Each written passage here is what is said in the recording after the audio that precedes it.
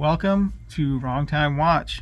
My name is Kevin, and today we're looking at the SWC trench in the Hamilton Khaki Field Mechanical 38.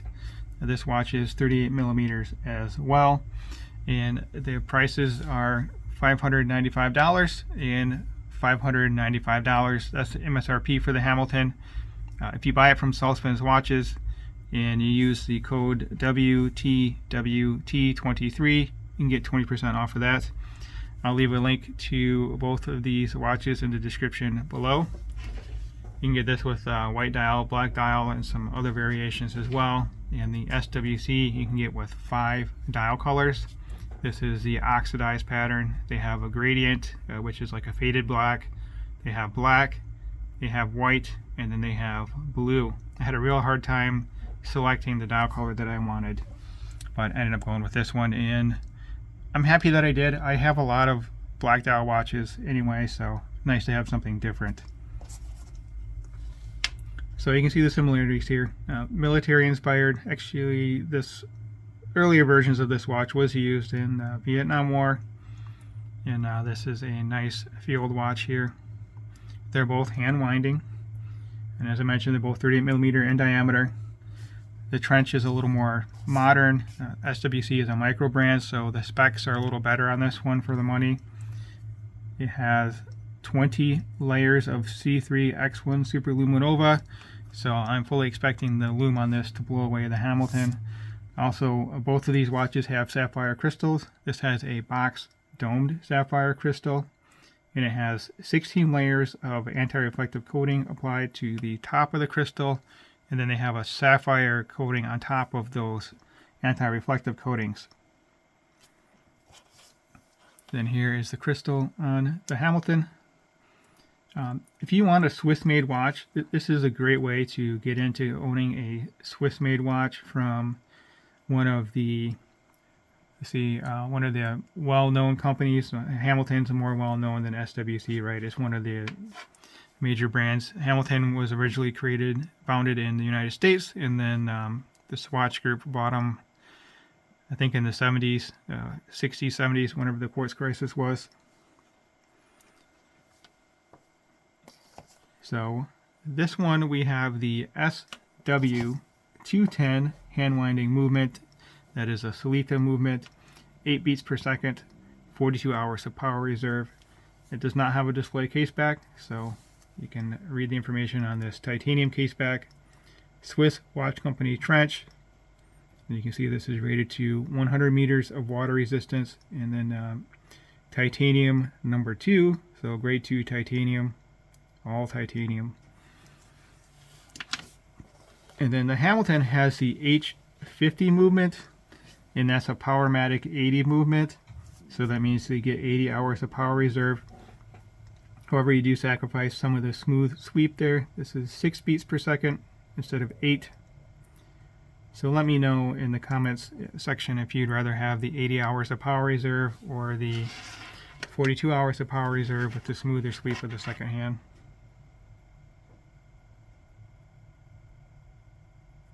A lot of winding to get to the 80 hours of power reserve.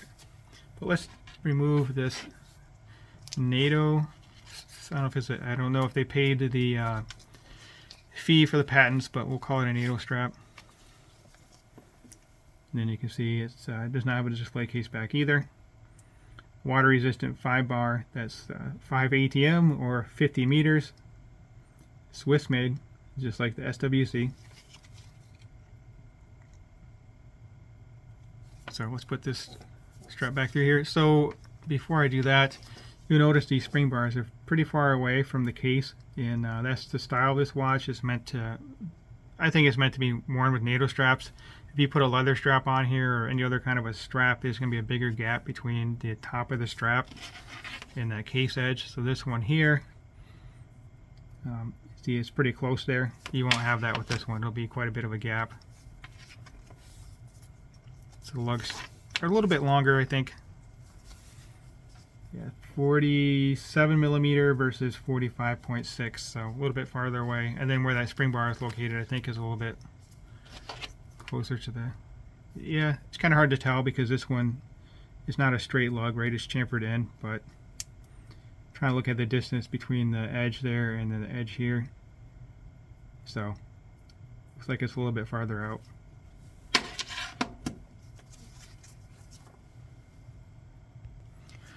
So as I mentioned, this has a titanium case, brushed case. It's mostly brushed, and then we have this polished edges, polished chamfered edges. I think it's a good looking watch. It really is a good looking watch.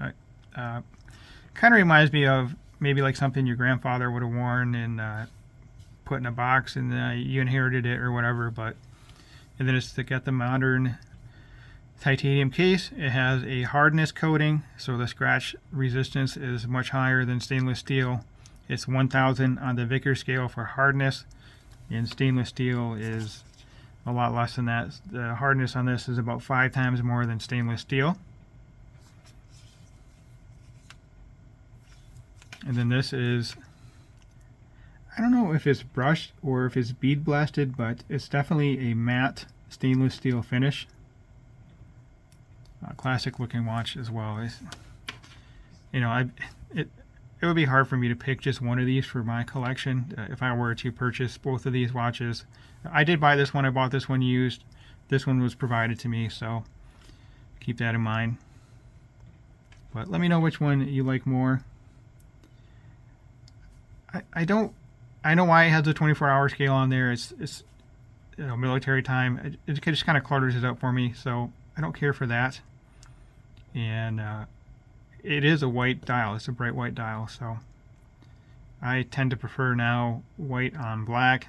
I went through a phase where I liked white dials, but now I'm back to black dials, so just kind of plain and boring, I guess, but that's what I prefer. I think I mentioned already 100-meter water resistance, and then this one we're at 50.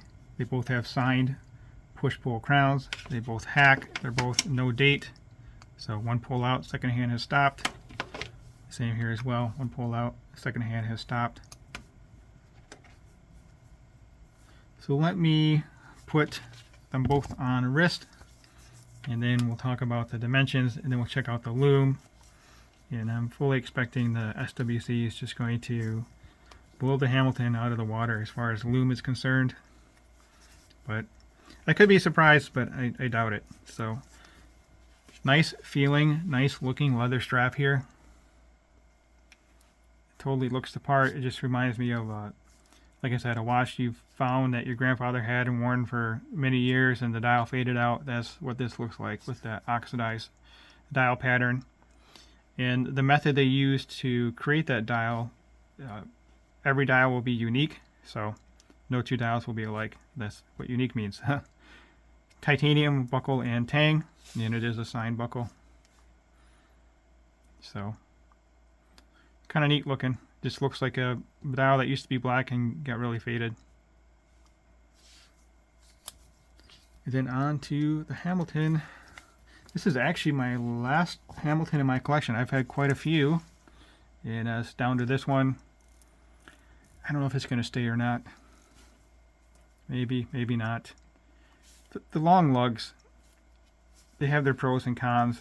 I'm really not that much of a NATO strap guy, so kind of weird to have a NATO strap watch, but it may still stay. Oh, so this is a nylon, like I said, NATO style strap, and then we have leather keepers. I don't have many NATO straps with leather keepers. This is actually the only one. And then you have the end here is reinforced, and then the holes are reinforced as well. So yeah, it would totally be a NATO strap monster here. Let's see. I think I'm on that one. You can kind of see the holes a little bit. Not really worn, but here we go. So the weird thing with this one is I don't know what you're supposed to do with that little part that hangs out. Just leave it hanging out, I guess. And I have a small wrist too, so if my wrist was a little larger, this thing may not even make it in that keeper. A 6.5-inch wrist with the 52mm wristband. Probably could have tightened that a little more, but you can see the lugs. They're just, it doesn't seem like they're that long, 47.2mm, but compared to that case, they just look quite long. You know, some of that too may be how this is just real flat here, and then on the SWC is angled. And when I measure right here at the extreme edges, so that probably takes off, I mean, 1 millimeter per side. So when I measure it at 55.6, it may actually only look like it's, I'm sorry, 45.6. It may look like it's only 43 or so. Anyway, back to this one. Nice and thin, even with that NATO strap on there. You know, I didn't measure with the NATO strap thickness, but the case itself measures in at 9.1 millimeter. Can't read my writing. It's either 9.1 or 9.7. I'm going to say 9.1. Nice and thin. And then this is 9 millimeter. So I don't think you can see the difference between the thickness on these two. They're both really thin. I'll just say that. So here they are back to back, sandwiched together like an Oreo cookie. Kind of gives you, a perspective of the lugs too. So yeah, actually 38 diameter versus 38.5, so that may kind of hide the lug length a little bit too.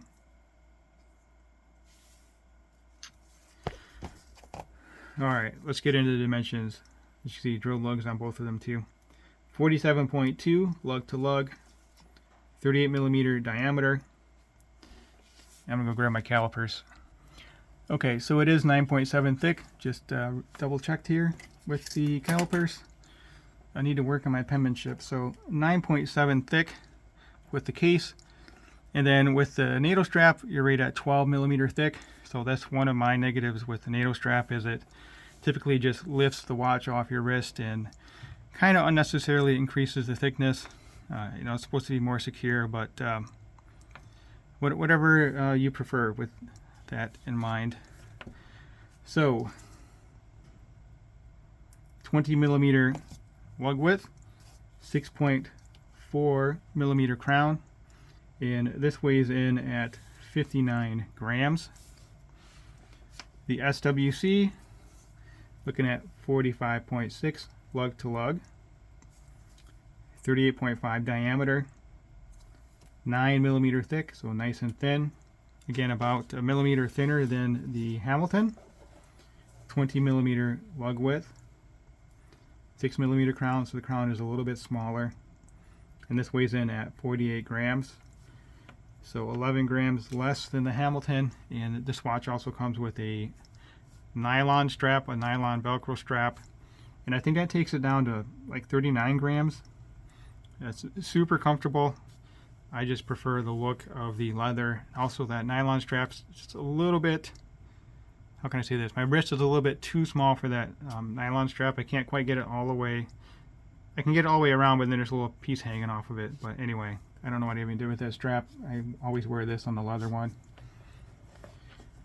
And here's a look at them again side by side. So let me know which one you prefer. And let's check out the loom. Okay, so we have the Hamilton on the right, SWC on the left, and as I was expecting, loom is much better on the SWC. If the Arabics were loomed on the Hamilton, then of course it would be a closer comparison. Actually, the handset on the Hamilton is brighter than I was expecting, but the SWC handset looks to have about twice the width for loom, and again 20 layers of loom on that, so very impressive loom with the SWC. Alright, that will conclude this video. As always, thank you for your time and thank you for watching.